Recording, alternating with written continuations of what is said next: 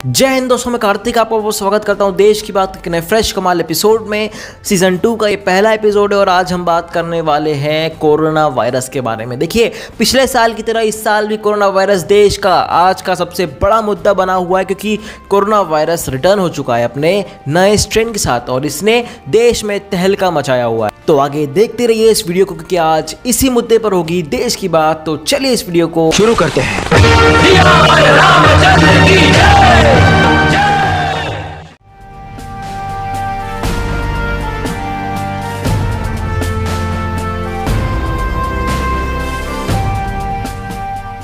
सबसे पहले हम बात करते हैं कोरोना के आंकड़ों के बारे में। हिंदुस्तान में टोटल केसेस हो चुके हैं 1,60,00,000 के करीब हो चुके हैं और नए केसेस की बात करें पिछले 24 घंटे में तो 3,14,644 नए केस हिंदुस्तान में आए हैं कोरोना वायरस के। अब हम बात करते हैं डेथ्स की, मतलब कितनी लोगों की मौतें हो चुकी टोटल। तो हिंदुस्तान में 1,84,657 लोगों की टोटल मौत हो चुकी है। मध्य प्रदेश की बात करें तो मध्य प्रदेश में टोटल केसेस हैं 4,86,811 और नए केसेस की बात करें पिछले 24 घंटे में बड़ी एक चौंकाने वाला आंकड़ा है 13,107 नए केसेस मध्य प्रदेश में पिछले 24 घंटे में। मौतों की बात करें मध्य प्रदेश में तो 4,788 टोटल नंबर ऑफ डेथ्स हो चुकी है मध्य प्रदेश में। ये तो हो गई आंकड़ों की बात। अब हम बात करते हैं उन 3 अति आवश्यक चीज़ों के बारे में जो कोरोना वायरस के पेशेंट की ज़िंदगी में बहुत ज़्यादा इंपॉर्टेंस रखती है। फर्स्ट है हॉस्पिटल में बेड्स, दूसरा है रेमडेसिविर इंजेक्शन और तीसरा है oxygen. Because my mom is working in a hospital as a senior nurse, हमको इतने सारे फ़ोन आए, इतने सारे मैसेजेस आए कि एक बेड दिला दो। मेरे कई सारे फ्रेंड्स जो मेरे बहुत अच्छे फ्रेंड्स हैं और कई सारे परिवार वाले भी हम कह सकते हैं, एक तरह से एक फैमिली फ्रेंड्स जो भी होते हैं, इन लोगों के बहुत सारे फ़ोन आए कि हमें बेड दिला दो, क्योंकि उनको पता है कि मेरी मम्मी हॉस्पिटल में एज अ सीनियर नर्स है। मम्मी को रोज़, मतलब मम्मी के पेशेंट्स तो अलग फ़ोन करते ही हैं, साथ में दूसरे लोग बेड्स के लिए फ़ोन करते हैं, रेमडेसिविर के लिए फ़ोन करते हैं, ऑक्सीजन के लिए फ़ोन करते हैं। तो मैं आप सभी से एक मतलब एकदम सिंपल भाषा में सीधी सीधी बात बताना चाहता हूँ। इंदौर के हालात ऐसे हैं, अगर डॉक्टर को भी कोरोना हो जाए, आप आम जनता की तो बात छोड़ दीजिए कि क्या कैसी फैसिलिटी मिलेगी, अगर डॉक्टर को भी कोरोना हो जाए तो उसे भी बेड्स मिलना बहुत मुश्किल है। मतलब कई सारे केसेस में तो मैंने देखे मम्मी के जो भी फ्रेंड्स हैं उनको ही नहीं मिल पा रहे हैं बेड्स, और जो भी मम्मी के जो सीनियर डॉक्टर्स हैं, मम्मी के भी सीनियर्स, उनके परिवार वालों को तक को नहीं मिल पा रहे हैं बेड्स।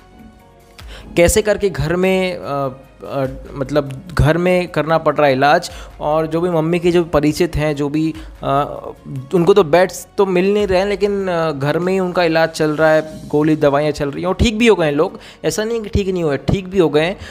दूसरी हम बात करते हैं रेमडेसिविर इंजेक्शंस के बारे में। ये पहली बात तो हमने की बेड्स के बारे में, तो सरकार को ये सोचना चाहिए सरकार क्या कर रही है, मुझे समझ में नहीं आ रहा। अस्थायी रूप से जो टेम्प्रेरी कोरोना के जो सेंटर्स होते हैं, कोरोना केयर सेंटर्स, उन्हें डेवलप करना चाहिए भारी तादाद में। हमारे पास कई सारे सरकारी, अगर कोई निजी देना चाहे तो निजी भी दे सकता है, लेकिन सरकारी हमारे पास बहुत सारी स्पेस खाली है। अगर मैं इंदौर की बात करूँ तो नेहरू स्टेडियम है, होलकर स्टेडियम, इतने बड़े बड़े जगह खाली है, तो वहाँ पर हमें टेम्प्रेरी हॉस्पिटल्स टाइप हॉस्पिटल्स भी कहाँ कहूँ मैं, अगर आप बेड्स लगा देंगे, एक छत दे देंगे, बेड्स लगा देंगे और साथ में कोई ऐसा स्टाफ हो जो उनका ख्याल रखे, तो कोरोना केयर सेंटर से एक तरीके से मैं कह सकता हूँ। अब हम बात करते हैं रेमडेसिविर इंजेक्शन के बारे में। इंजेक्शन एक एंटी वायरल ड्रग है और ये कोरोना वायरस के पेशेंट्स को लगता है। जब कोरोना वायरस का पेशेंट एडमिट होता है तो उसे शुरू में मतलब डे 1 को 2 इंजेक्शन लगते हैं और उसके बाद हर दिन 1 इंजेक्शन लगता है। ये इंजेक्शन की आमतौर पर प्राइस होती है लगभग 2,500 से 3,000 रुपये, लेकिन सरकार ने इसके ऊपर छूट दी है, तो ये इंजेक्शन आज पड़ रहा है करीब 880 रुपये का। लेकिन कालाबाजारी तो चल रही ना भैया, चरम पे कालाबाजारी। तो देखिए, चाहे वो कोई भी चीज़ हो, अगर डिमांड बढ़ेगी, कमी होगी, तो प्राइस भी बढ़ेगा, कालाबाजारी भी बढ़ेगी। जैसा कि पिछले साल कई लोगों ने सैनिटाइज़र की कालाबाजारी करी, ग्लव्स की और मास्क की कालाबाजारी करी, वैसे ही इस साल रेमडेसिविर इंजेक्शन की कालाबाजारी हो रही है। मतलब कालाबाजारी इस कदर हो रही है कि लोगों ने स्टॉक जमा करके रखी है और अब बहुत ही दुगने दामों में बेच रहे हैं। दुगने दामों में तो चलो ठीक है, 800 रुपये का इंजेक्शन कभी सुना है 34,000 में बिकते हुए। अब एक इंसिडेंट यहाँ पर हुआ इंदौर में, 34,000 का इंजेक्शन बेचते हुए पकड़े गए 2 लोग, गिरफ्तार हो गए, वो बात अलग है, लेकिन कालाबाजारी तो चल रही है ना। 15,000 का इंजेक्शन बिका, और क्योंकि कमी थी जनता को तो लेना है कैसे भी करके। जैसे पिछले साल मास्क के लिए बहुत ही लड़ाई दंगे हुए थे, स्टॉक नहीं था, वैसे ही आज रेमडेसिविर के लिए हो रहे हैं। कालाबाजारी तो हो रही है, साथ में चोरी भी हो रही है। मतलब सरकार सप्लाई कर रही है रेमडेसिविर इंजेक्शन्स, लेकिन चोरी भी हो रही है। अगर मैं बात करूँ, 4 दिन पुरानी बात है, भोपाल से 800, मतलब 1-2 भी नहीं, 800 रेमडेसिविर इंजेक्शन चोरी हो गए। इंदौर की बात करूँ तो इंदौर में आज मैंने न्यूज़ पढ़ी है 140 इंजेक्शन्स मिसिंग है। तो मतलब किस तरीके से काम हो रहा है, प्रशासन किस तरह से काम कर रहा है, सरकार किस तरीके से काम कर रही है, और अफसर जो हैं किस तरीके से काम कर रहे हैं, ये बड़ी सोचने वाली बात है और बड़ी गंभीरता वाली बात है। जिस तरीके से रेमडेसिविर इंजेक्शन की कमी इस देश में हुई, वैसे ही ऑक्सीजन की कमी भी हुई। देखिए, रेमडेसिविर इंजेक्शन अगर पेशेंट को एक बार ना भी लगाए तो भी चल जाता है, लेकिन अगर ऑक्सीजन ना मिले, वो भी उस व्यक्ति को जो वेंटिलेटर पे ऑलरेडी पड़ा हुआ है या फिर आईसीयू में है, तो कैसे काम चलेगा। जब सरकार को पता था कि भाई सेकेंड वेव इतनी तेज़ी से फैल रही है कोरोना वायरस, तो ऑक्सीजन की और रेमडेसिविर इंजेक्शन की तो हमको मतलब व्यवस्था पहले से करके रखना चाहिए थी, मैनेज करके रखना चाहिए था, लेकिन सरकार ने नहीं किया। सरकार पता नहीं क्या सो रही थी कि क्या हो रहा था, मालूम नहीं। महाराष्ट्र के नासिक में कल एक हादसा हो गया जिसमें 22 लोगों की मौत हो गई। वहाँ पर ऑक्सीजन भरी जा रही थी एक टैंक से, ऑक्सीजन के स्टोरेज टैंक में, जो हॉस्पिटल का ऑक्सीजन का स्टोरेज टैंक होता है जहाँ से पूरे हॉस्पिटल में ऑक्सीजन जाती है, तो वहाँ से लीकेज हो गई और जो स्टोर थी ऑक्सीजन वो भी लीक हो गई। उसके कारण 22 लोगों की मौत हो गई। अब सरकार इस पर क्या कहेगी? सरकार तो कहेगी कि हादसा हुआ है, लेकिन उन लोगों का जिन लोगों ने अपने परिजनों को खोया है, किसी के पास कोई जवाब नहीं है ना, क्योंकि भाई कितनी लापरवाही है। इंदौर में ऑक्सीजन की कमी हो गई थी, मध्य प्रदेश में कमी हो गई थी, तो सरकारें क्या कर रही थी? सरकार को पहले से व्यवस्था करके रखनी चाहिए थी। मुझे लगता है कि सरकार को अब थोड़ा गंभीरता से लेना चाहिए इस मुद्दे को। कोरोना वायरस का जो सेकेंड स्ट्रेन है बहुत ही ज़्यादा खतरनाक है, बहुत ही ज़्यादा जल्दी बॉडी के अंदर फैलता है और लंग्स को खासकर ख़राब करता है। अब सरकार को जल्द से जल्द इस पर नई नीतियाँ बनानी चाहिए, और टोटल लॉकडाउन तो लग ही चुका है, ये पहले भी कर सकते थे हम। आपने धंधे की 12 बजा दी लोगों के, कैसे बचाई? देखिए, आपने सबसे पहले नाइट कर्फ्यू लगाया।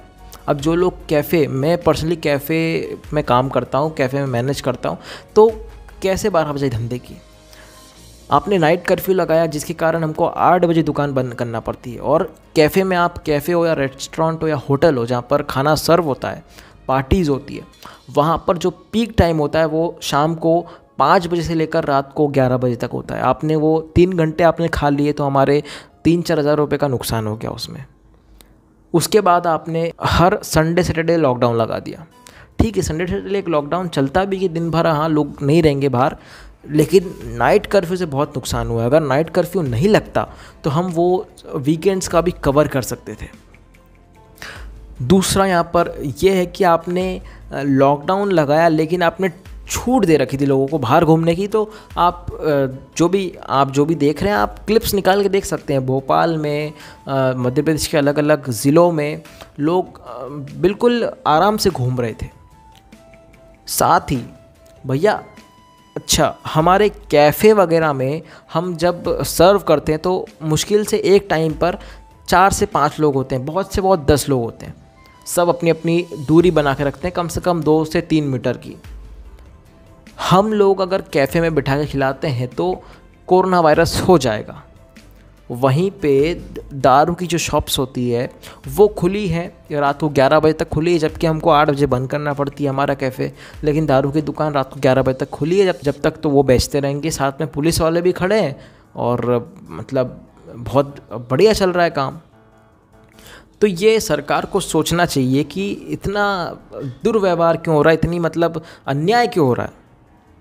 जहाँ पर आपको फ़ायदा होता तो आप तो वो तो चालू रखते हो। फिलहाल की वीडियो में इतना ही दोस्तों, देखने के लिए आपका बहुत बहुत शुक्रिया। इसका अगला पार्ट मैं बताऊंगा, उसमें थोड़ा डिटेल में बात करेंगे हम इन चीज़ों के बारे में, कैसे सरकार ने धंधे की 12 बजाई, कैसे बेरोज़गार बढ़ गए हैं अब इस देश में, और कितने लोगों को कैसी कैसी प्रॉब्लम हो रही है। क्योंकि अब मेरा कैफ़े भी बंद हो गया है, तो मुझे तो बहुत अच्छे से मालूम है कि किस तरह की प्रॉब्लम हो रही है, ओनर को भी, मैनेजर को भी और स्टाफ को भी। तो इस पर अगला वीडियो मैं जल्द लाऊंगा 1-2 दिन के अंदर।